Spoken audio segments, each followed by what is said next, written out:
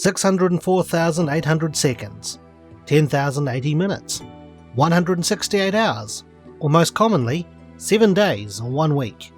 1 week is all you have after watching a certain cursed videotape before the spirit of Sadako Yamamura claims your life, unless you copy it and pass it on.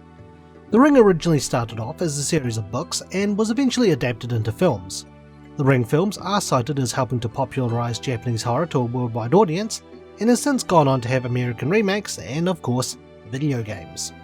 There's only been 2 video games in the Ring franchise, and the one we'll be looking at today is The Ring: Terror's Realm for the Sega Dreamcast. The other, Ring Infinity, is a WonderSwan visual novel.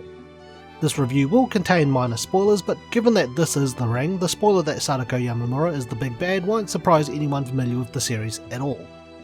In this game you play the role of Meg Rainman, a young woman who has just been hired by the Centers for Disease Control, or CDC for short. Meg's boyfriend Robert also works at the facility, and at the start of the game he's found dead with his face contorted into a look of terror. Meg soon discovers that others at the CDC had died on the same day, and the one thing that links them all together is that they all had a program called Ring on their computers. After logging on and learning the basics of the game, Meg soon finds that she only has 7 days to live, and the building has been locked down, keeping her and her co-workers trapped inside. Meg now makes it her mission to find the truth behind Robert's death, and to uncover the mysteries of the Ring. The gameplay is very similar to a lot of survival horrors available at the time, and I guess I'll address the elephant in the room here. Yes, the Ring appears to be a computer virus as opposed to a cursed videotape. However, those familiar with the franchise, especially the books, let's say the idea isn't unusual. Nonetheless, is the game any good? Find out in The Good. Something I did like about the game, and I thought it was a pretty cool idea, was the introduction of different camera options. The game offers several choices of camera angles, ranging from the classic fixed angle camera, to having the camera follow Meg around, to a first person camera view. I thought that this was neat, and while I played through most of the game using the fixed angle camera, I do like the freedom of choice, as the first person view adds to the horror elements of the game. Of course, in order to provide those camera options, the environments would have to be 3D as opposed to the older pre-rendered backgrounds. I do really appreciate the options presented.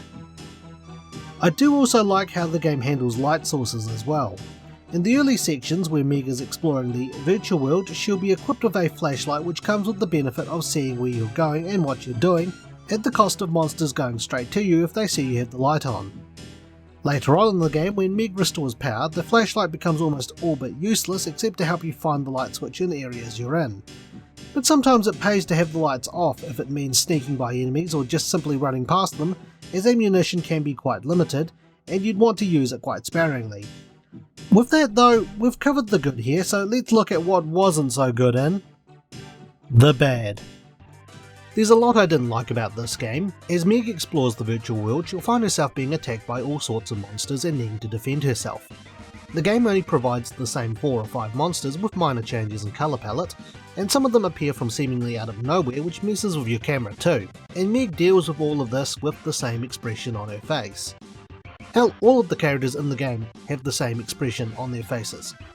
Speaking of the characters, I found that the characters Meg encounters in the game are only there for the sake of being there.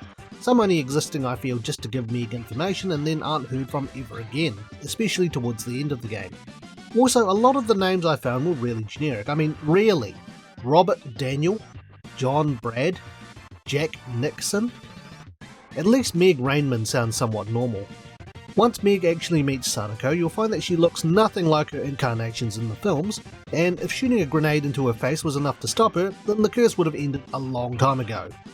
I also found that once I could freely explore the building, some of the rooms I could access were unnecessary, and one room in particular was something Meg could pick up. I just couldn't position her to pick it up, so I just gave up and left. Not that that item was important to me anyway. I'm not keen on the fact that throughout the game Meg obtains various weapons to help take care of the monsters she encounters. These weapons are rendered useless towards the end of the game, as you'll be put into a position where you can't really enjoy using them, as Meg will only have a handgun towards the end of the game. And if you're lucky, a katana and of course the grenade launcher when you face off against Sadako. But to be fair, even in the virtual world I was pretty content once I got the shotgun, and I do like how I can blow off the monsters' heads with it. That was pretty cool, I'll give it that. Otherwise I think I'm done here, so let's wrap it up with The opinion. The Ring, Terra's Realm, I don't think is a great game, but it certainly isn't the worst game I've played either. You could easily take away Sadako and turn the Ring virus into a generic computer virus, and it would be a whole new game. Admittedly, I did like the choice of camera options and how lighting in the game worked, but this was offset by having to kill the same 4 to 5 monsters throughout the game, generic characters whose motives you could spot a mile away, really uninspiring music and voice acting, poor collision, and to me, a somewhat boring story which still leaves a lot of questions unanswered. I feel that the game is a poor attempt at attaching the Ring name to something, and if you're after a good survival horror for the Dreamcast, they're superior alternatives. I was able to beat the game in about 5 hours or so you could kill an evening with it if you wanted to put up with it. So with that, it's time for my rating. I would give The Ring, Terra's Realm, an onion ring out of 10. Thanks for watching and stay tuned for the next Infinite Backlog review. If you enjoyed today's review, feel free to check out some of our other videos and subscribe for more. You can also follow us on Twitter, Instagram and our Facebook page. Once again, thank you for watching.